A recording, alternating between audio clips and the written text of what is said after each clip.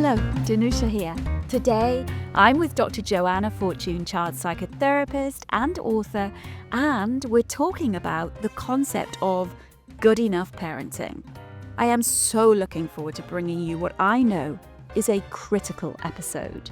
Get ready to challenge the notion of perfect parenting and embrace a more balanced approach. Before we get into what being a good enough parent is about, let's talk stamina, parental stamina. How do we even begin to talk about replenishing our tank, if you like, of resilience, stamina? How are you feeling? I don't think I'm alone with this.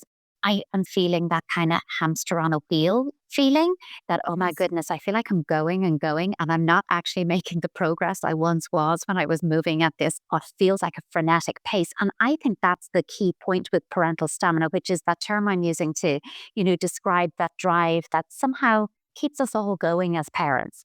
But we rely on time out to stay on top of that hot coffee in the morning, or that chat you have with someone at lunch, or that break from constantly being on, and being immersed in a more adult world. That can actually, give us a recharge, but also being able to do whatever it is any of us do that describes self-care for us. I actually think that that's vital. We really have days and times like that, and we have to recharge our own batteries. You know that old quote, you can't quench from an empty well. Before we move on, let's talk more about timeouts. They're usually something we think of for kids, right? Like when they're overwhelmed, tired, or having a meltdown. Timeouts to reset sibling squabbles, you know the drill. But Joanna flips the script, showing us how parents need timeouts too, to recharge and build stamina. And here's how that ties into being good enough. I think parental stamina can run low at any given time. And for me, the essence of good enough is accepting where you are on a given day and treating yourself with the empathy that you would give to somebody else. I'm not having a great day, and I'm going to be kind to myself. That doesn't mean I switch off and I don't play and I don't connect with my children, but it will be modified so that I can do it to the best of my ability at the stamina level I'm at. Usually by doing some kind of play, it actually charges you up a little bit because you actually have fun. And in having fun, some of those happier endorphins are released in the brain and the body, and you just feel a little boost from doing that. I love what you're saying, Jana, because when we accept where we are, we take the pressure off. We actually say, so this is where I am today. This is actually what I can be. And then we do something from there. That's authenticity, the essence of what we should strive for and strive to teach our children. We're showing them you have good days and bad days, but within that, there are ways of keeping going at the pace you're at. I always say to parents, when in doubt, go to acceptance and empathy. Accept what is happening for you or for your child or both. Accept that as the truth of this moment and empathize with where you're starting from. But I'm going to acknowledge this as our starting point. It comes from being a bit kinder to ourselves as parents. We're constantly prioritizing others and the needs of others and giving and giving. Don't we also want to give them the message that they are also worthy and deserving of good care and of kindness and of respect? And I think we can model some of that by taking care of ourselves. Well, we can. So the core of it is kind of parenting the parent. And how do we show ourselves the love that we really expect to be able to do that with our children? We expect to love them. We expect ourselves to be there, meet their needs, yet we negate our own. I think that that's spot on. I think there is no better way to discover your own unresolved issues than to have a child. Yes. That is going to bring your stuff screaming to the surface because we want to be great parents. Let's start with good enough. But I think, that it comes back to how we experienced being parented in our own childhoods. Those early childhood experiences can often leave us with, it's like an emotional or psychological blind spot, that can make us oblivious to what our own children might need from us, particularly in the emotional areas of their lives, because we're not able to go there ourselves. parenting or preparing for parenting should start with introspection, looking inwards so that we can focus outwards beyond ourselves. Let's do a parental self-audit. Let's look inwards so that we can parent outwards. As soon as you think, gosh, I'm nailing this, so you're going, no, don't have it nailed at all. And I think we could repeat our parental self-audit as we go. What was it like growing up, and who played with us as children? How was success celebrated? How were disappointments managed? Things like that. So you go inwards and then you look at what brings us pleasure. When is the last time I did those things for myself? Like, what needs to shift and change to create space so that you can actually invest in your own pleasure? And then taking it from there, looking at how you feel, respond, engage, and connect with your child. Do I find opportunities every day to tell my child that I love them and I'm proud of them? Do I give my child opportunities to practice independence? Am I safe, predictable, calm, consistent? Doing that kind of piece about my parental self-audit brings me back to basics and back to, okay, I now see where the glitch is for me and I can make a change. And a small change will often make a big difference.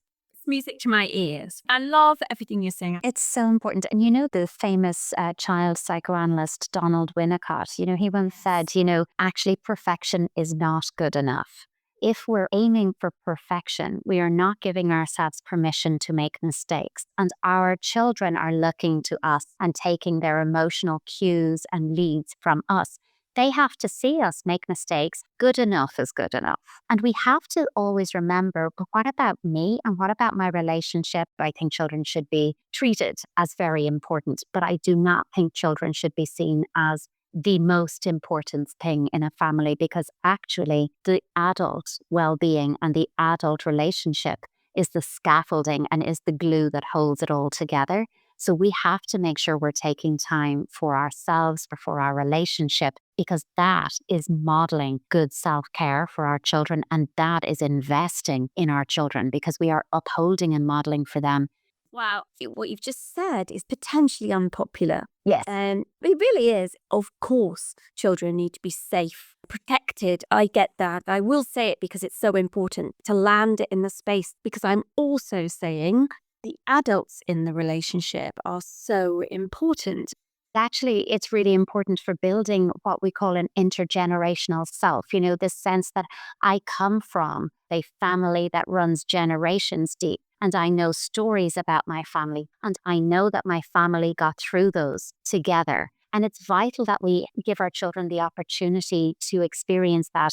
But the importance of knowing you're part of a family system bigger than yourself, and that intergenerational piece, is that we know children who have that understanding tend to be more confident, more independent, more articulate, more able to stand up and represent themselves, defend themselves, advocate for themselves.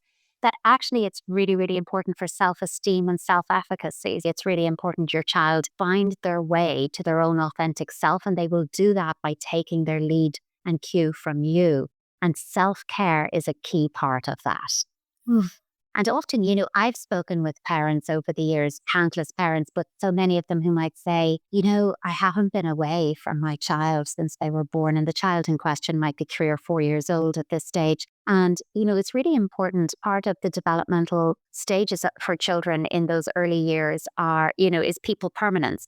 Understanding that people are forever, that when I don't see you, you still exist and you will come back to me. I mean, anyone with a small child who's ever tried to get to the bathroom alone knows that it's a tall order, because when they don't see you initially, you cease to exist. And that's really scary. And so we use our voice to say, I'm coming, but our disembodied voice isn't enough. I need to see you and I can feel held in your mind. So we have that constancy, that no matter what happens, your love for me is constant and I feel it even when you're not physically around me.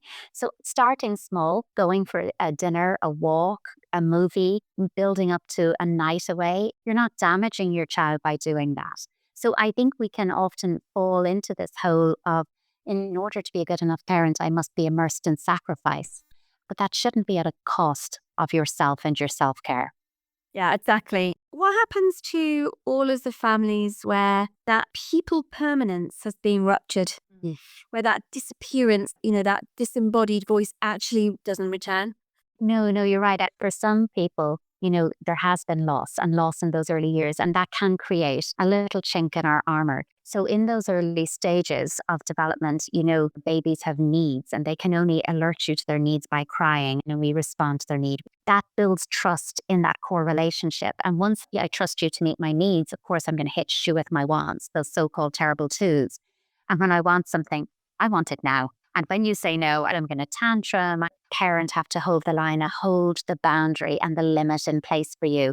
And that teaches children that it's okay for them to want things, but there is somebody bigger, stronger, wiser, and kind who will take care of the big stuff and will ensure that they and the situation do not get out of control. What it is getting it mostly right most of the time. Again, good enough is good enough. We just have to take a breath and be kinder to ourselves. How do we find enough stamina to then, at this point, go and do a parental audit? Yeah, so just catch yourself in those moments of knowing I'm exhausted and say, why am I so tired? Pause and answer that. It's because I've been on, and I really haven't taken any time for myself. And maybe it's about having a date night with your partner, your significant other, or simply a friend that you can go out with. But I also think have an interest that is purely yours. Be that, an exercise class, walking, running, be it a book club, be it a wine club, be it whatever it is for you. And then I think you're just recharging your battery a bit and sitting back down and thinking, okay, now I need to look inwards to parent outwards. Where am I struggling?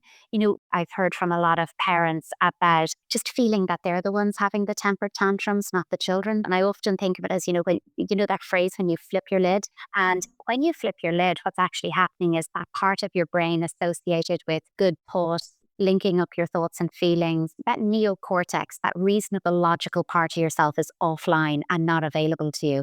And what's calling the shots is your emotional limbic amygdala area, that fight, flight, freeze center that's telling you, react, whatever way that you're wired to do. And I think that in that place, we can't make sense of what we're doing. We are just irrational and having a parental temper tantrum. But I think, it's about looking at where are the opportunities for fun, joy, pleasure, and playfulness in my life. Play is a state of mind. It's a way of being. Just playfulness. I even just take simply, if you listen to this and do one thing afterwards, challenge each other, yourself and your partner, to come up with one joke every day and see who can make each other laugh hardest. I love it. Something simple like that, or turn the chores into games. Leave your partner a surprise note telling them one thing you love about them, or a memory you thought of from your dating days that made you smile. Or just leave a chocolate or a bar of their favorite chocolate in their bag or their coat or the car for them to find. Just, these small little actions that say, I'm thinking of you and I'm thinking of what's going to make you smile. In our house, what we do is we dance the moodies away. I like to just put on a song, and it doesn't matter whatever comes on the Spotify list. It could be Rolling Stones, it could be Disney. But for that song and the duration, everybody stops what they're doing, gets up and dances. Because actually rhythm and synchrony trigger the subsystems of the brain associated with emotional regulation. It's a great way to get back online and in sync and shake those moodies away. Do that every day.